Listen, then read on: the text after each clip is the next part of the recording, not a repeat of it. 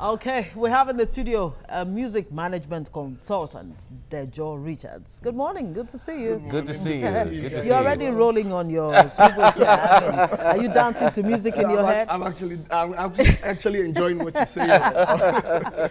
Okay, so it's World Music Day. Really, talk to us about, the role music plays both for the individual and, of course, society at large. I mean. Well. I mean, it can be. I mean, it's enormous indeed. What music actually does to society, because music itself is life, and it's a universal language. And I mean, you don't need to be from a tribe or a race for you to nod to some kind of music, like she rightly said. When she was making her introduction, music makes the soul merry. Music is a beautiful thing. Even for people that are mentally unstable, music is also some sort of therapy. So music is like healing to the world. Without music, you can imagine when a nation is going through hardship or people are going through stuff. When you listen to music, you just forget your sorrow, you just forget yourself, you just enjoy the moment. So music itself is a bubble. It's a field on its own. It's a force field on its own. So when you get into music, you get into life. Music is life.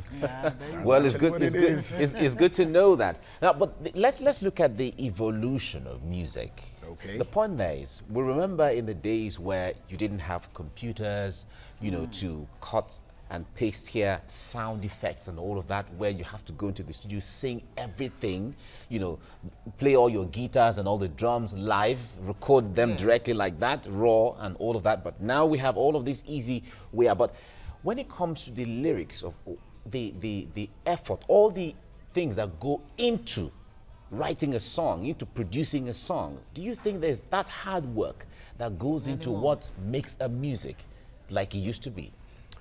The thing is, creativity is dynamism. It will always be there. Okay. Now, the pattern or the technicality on how you go about it might differ. But the reality is the way it was then is still the way it is, because what you are referring to is analog. You understand? So what we still do in the studio, we have analog and we have digital. So some people still want to hear the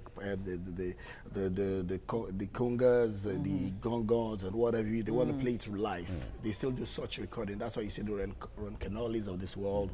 And then people, when they go, they record live. So they still do that. So it's not, and creativity is not about time. It will always be. It's not about the generation of the fellas or the Bob Marley. People are still creative. But the issue now is innovation. The times are changed. And it depends on the kind of music you're doing. If, for instance, if you're doing pop music, which is popular music, you need to do what is trending. You need to speak people's language. You need to relate with a society, with the people. There are certain things you probably might see right now that is old school. But the new cats, the new kids right now might not understand your language. So music is some sort of communication.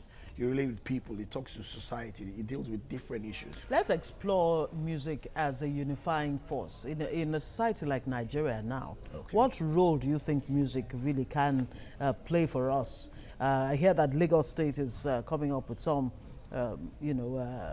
party or more, if you like, to mark today. But then again, are we saying we'll listen to all the music that we want to listen to today? And then what next and afterwards? then after that, we go back to just like you mentioned about content. Okay, there are different kind of music, and the different kind of music give you different kind of content.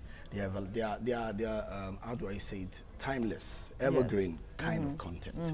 It all depends on what the content is that can live. But my point is music as a unifying force. Yes, How can we use music to make Nigeria a more united country or nation, if you like?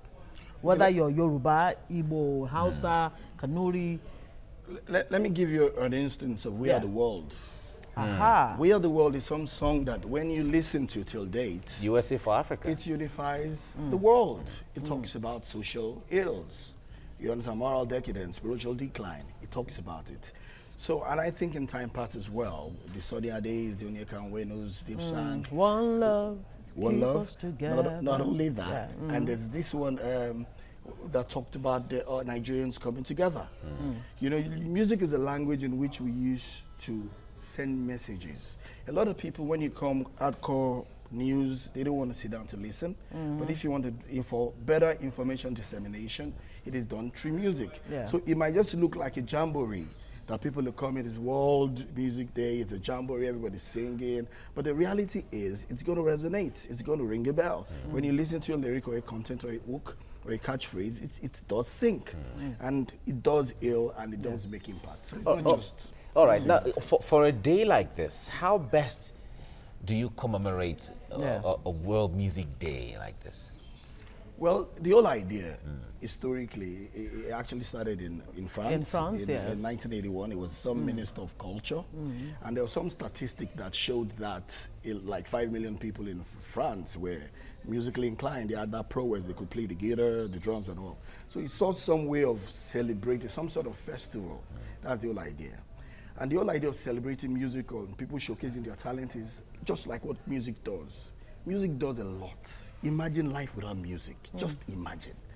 Okay, look at your signature tune. Before you go on air, there's a sound. In a film, there's a sound design, there's soundtrack. So just imagine, take music out of everything in life, and I tell you, there's no world. Ooh. So the reality is, music is life. So what they said, because they realized that without music, there can't be a society. Society can't function right. Because there's nothing you can do without music. Media, there's no media without music. And that's just basically... I was reading up on, just trying to find out exactly, really, what are the benefits of music, come to think of it. It was amazing, to come up. It helps with lower high blood pressure. It's a therapy. People who have depression, you play music, play sentimental music. Yeah, because I know that when I'm doing spring cleaning at home, I like to play sentimental music. It's just playing there in the background. And it sort of like just gives you energy to... sweep and do whatever you want to do. It gives you a background to think. Yeah. Like for some of us that we go in our corner, we want to put some stuff, some documents together. There's a kind of music, you put jazz, Yeah. And when you're doing sports, you're exercising, you play music. So music is like for all... It's a background to life. It's a background to life. For all situation, all time, all moment, everything. You want to jolly, you play music. You want to dance, you want to worship. Yeah, exactly. So for there are certain moods you want to be, and music, can push you into some kind of moods. And you want to celebrate you put music. Is there any negative aspect to music? When you talk about love, you met this person, you fell in love. There was this music that reminds you.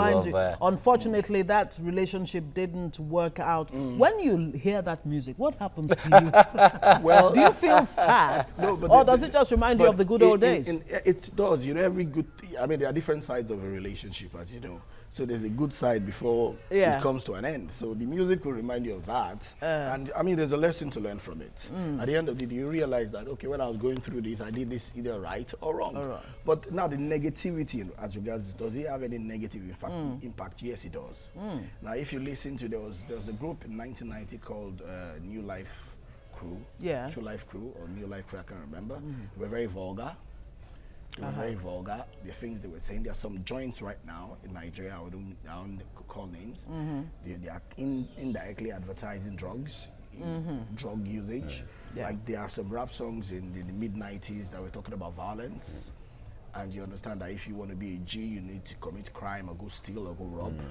That's not good. At least you would have been in prison for you to be validated as someone who can. And they say that in their lyrics. So the lyrical content is poison. It's not good for society. That's why we thank God for the likes of the NBCs. When they hear stuff, they tell you to take it out or they ban you. So there's negative sound. And every rock had metal.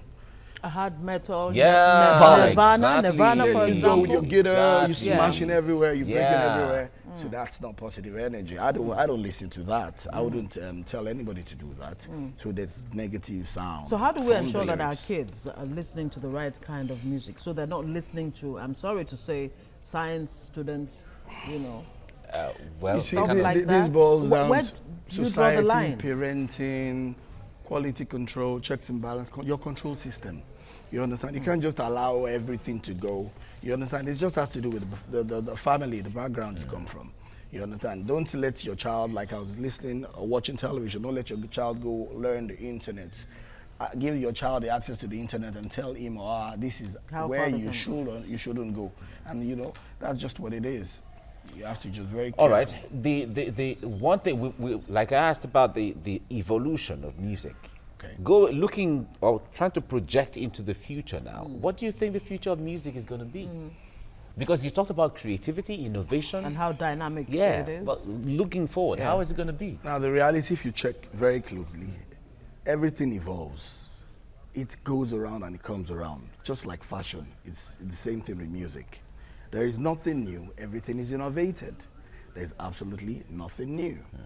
So the future of music is that at some point in time, we're going to go back to 1920.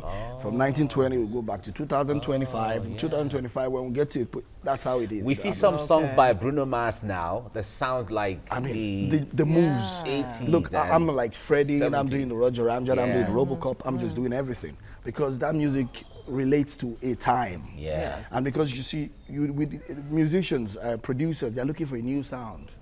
And new sound, they make it eclectic. They pick here, pick there, And they fuse it together, and you bring a new sound. Right. And that's why you're even having a lot of collabos between Nigerian artists and, you know, and the way it foreign resonates artists. with people, there's what they call a familiar sound. Okay, we are pressed for time, no more time. But do you know what? Are you a football fan? I pray for Super Eagles. And I think we're going to win. Really? Yeah, I think we're going to win. Okay. We're going to win. Do you have a crystal ball? That's on the positive side. I like that. The signs are obvious. 3-0 Argentina. We're going to win. But that has nothing to do with Nigeria. No, because you see, look, the pig. You know about the pig? Oh, yeah, the pig. All right, the pig. Leave that pig alone. All right, Deja Deja Richards.